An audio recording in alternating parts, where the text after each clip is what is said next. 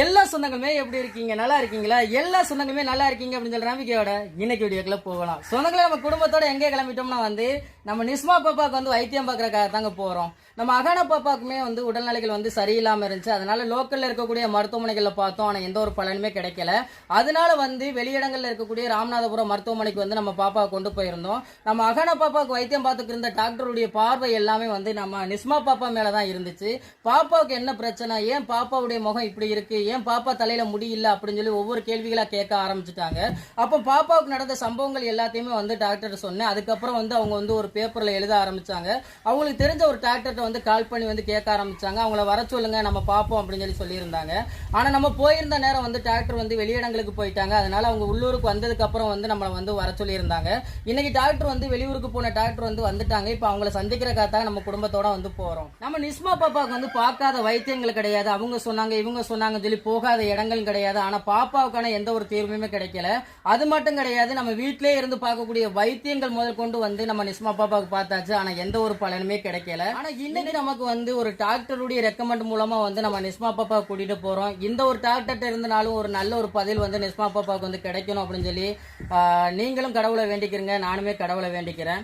ஒரு பக்கம் சந்தோஷமா இருந்தாலும் ஒரு பக்கம் ரொம்பவே மன வருத்தமா இருக்கு. என்னன்னு கேட்டீங்கன்னா நம்ம நிஸ்மா பாப்பாவுக்கு எப்படி முடிகள் கொத்து கொத்தா உதிர ஆரம்பிச்சிச்சோ அதே மாதிரிதான் நம்ம அகானா பாப்பாவுக்குமே முடிகள் கொத்து கொத்தா உதிர ஆரம்பிச்சிருச்சு. இதை பார்க்கும்போது எனக்கு அடிவயிரெல்லாம் கலங்க ஆரம்பிச்சிருச்சு. நம்ம பகுதியில் இருக்கக்கூடிய ஒரு சில பெரியவங்க என்ன சொல்றாங்கன்னா தொட்டில போடுற புள்ள முடி உதிரத்தாண்டா செய்யும், இதெல்லாம் நினைச்சு பயப்படாத அப்படின்னு சொல்லி சொல்றாங்க. ஒரு பக்கம் அவங்க சொல்ற மாதிரி இருந்தாலும் முடி எல்லா பக்கமும் நம்மளுக்கு உதிர ஆரம்பிச்சுன்னா நம்மளுக்கு பயமா தெரியாது. ஒரு சைடா புல் முடியுமே உதிர ஆரம்பிச்சு. அதுதான் எனக்கு அதிகமான மன வருத்தத்தை கொடுத்துக்கிட்டு இருக்கு. நம்ம நிஸ்மா பாப்பா பார்க்க போற இடத்துல தான் நம்ம அகானா பாப்பாவும் காட்டி டாக்டர்கிட்ட கேட்கணும். டாக்டருடைய வார்த்தையில பெருசா இன்னும் கிடையாது அப்படின்னு சொல்லிட்டாங்கன்னா ரொம்பவே ஒரு சந்தோஷம். நீங்களும் கடவுள்கிட்ட வேண்டிக்கிறீங்க, நானுமே கடவுள்கிட்ட வேண்டிக்கிறேன். இப்போ நம்ம மருத்துவமனைக்கு போயிட்டு 2 பாப்பாவுக்கும் டாக்டர் என்ன சொல்றாங்க அப்படின்னு சொல்றத உங்களுக்கு அப்டேட் பண்றேன். என்ன சென்னை கிளம்புவோமா?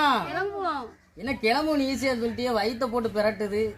சமைக்கிறதுக்கு வீட்டுல ஒண்ணு பெருசா இல்ல, சமைச்சாலும் லேட் ஆயிரும். மரத்துல தேங்காய் கிடக்கு, பறிச்சு உரிச்சுட்டாங்க. தேங்காய் பழம் எடுத்து குடும்பத்தோட குடுத்துட்டு போயிருவோம். அதுவும் சரிதான், ஈஸியான வேலையும் சீக்கிரம் முடிஞ்சிடும். என்ன தேங்காய் பறிச்சிருவோமா? பறிச்சிடலாம் வாங்க சொந்தங்களை, பறிச்சிருவோம். சரி, 1 வரைக்கவா 2 வரைக்கவா? 1 இப்போதை பறிங்க. 1 போதுமா?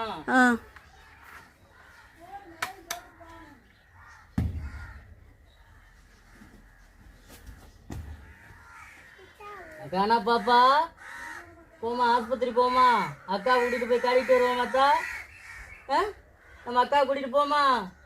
உங்களுக்கு பார்த்தாச்சு, நம்ம அக்காவுக்கு போய் பார்ப்போம்.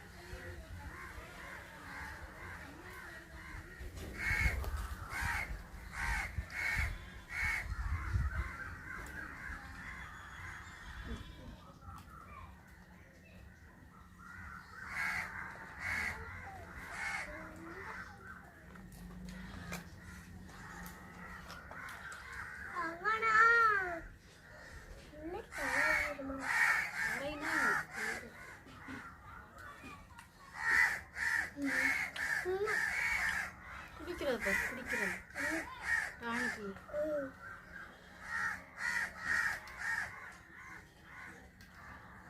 பள்ளி இருக்கணும், பள்ளி இருக்கணும்.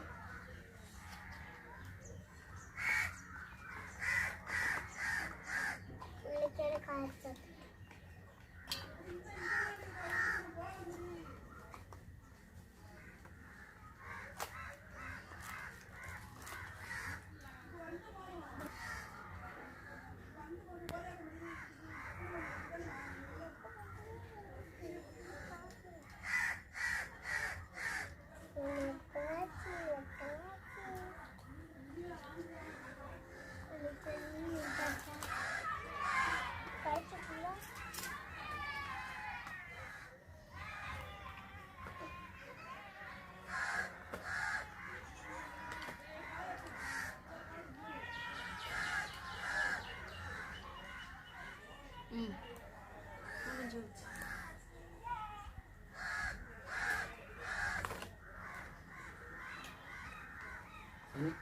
சரி லேட் ஆகுது, நான் தேங்காய் உரிச்சு தரேன், பால் எடுத்து பிடிச்சிட்டு போவோம் வா.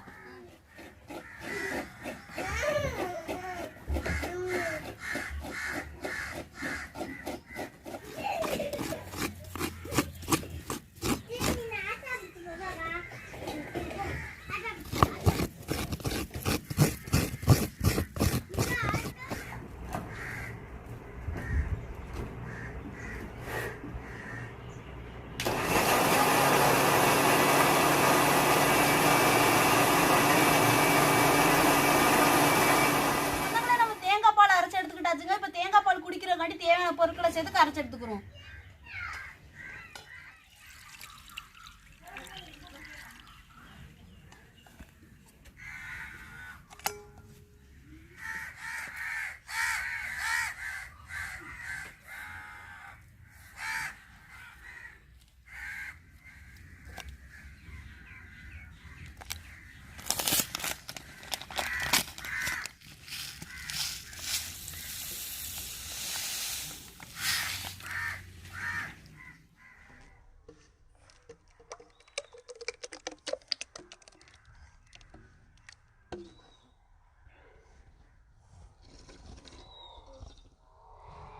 சொந்தங்களே, இன்னைக்கு வந்து நம்மளுக்கு காலை சாப்பாடு வந்து தேங்காய் பால் எடுத்து வாழைப்பழம் எடுத்து தான் நம்ம குடிக்க போறோம். என்னடா தங்க பிள்ளைல குடிப்போமா? குடிங்க தான் தங்கம். நல்லா இருக்கா? அப்பா சின்ன வயசா இருக்கும்போது அப்பதான் அடிக்கடி வெளி பண்ணி தருவாங்க. இப்பமெல்லாம் யாரும் இது பண்றது கிடையாது. சொந்தங்களே, தேங்காய் பால் எடுத்து வாழைப்பழம் பிணைஞ்சு சாப்பிட்றது வந்து நான் சின்ன பிள்ளையா இருக்கும்போது எங்க அம்மா அடிக்கடி வந்து நைட் சாப்பாடுக்கு வந்து ரெடி பண்ணுவாங்க. நைட் சாப்பாடுக்கு எப்படி ரெடி பண்ணுவாங்கன்னா வந்து நம்ம இப்ப எப்படி ரெடி பண்ணோமோ அதே மாதிரி தேங்காய் பால் எடுத்து வாழைப்பழம் பிணைஞ்சு சாப்பாட்டுக்கு ஊத்தி கஞ்சி மாதிரி ஊத்தி தருவாங்க. சாப்பிட்றதுக்கு அவ்வளோ ஒரு அருமையா இருக்குங்க. ஆனா இப்பமெல்லாம் யாரும் பெரும்பாலும் வந்து இதே மாதிரிலாம் ரெடி பண்ணி சாப்பிட்றதே கிடையாதுங்க. எப்படி இருக்கு சாப்பிடலாம்? செமையா இருக்கா? உடைய உடம்புக்கு நல்லது. காலை சாப்பாடு தேங்காய் பால் வாழைப்பழம்.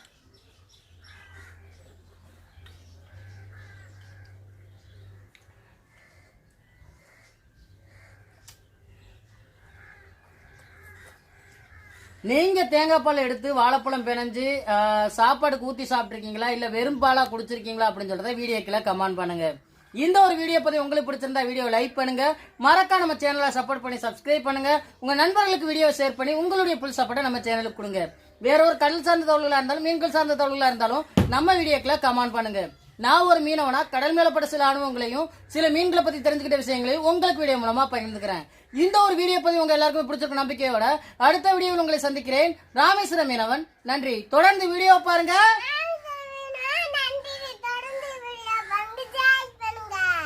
சொல்லுங்க நம்ம சொந்தங்களை டாட்டாவை. அடுத்த வீடியோல சந்திக்கிறேங்க. நன்றிங்க. பாலை குடிங்கம்மா.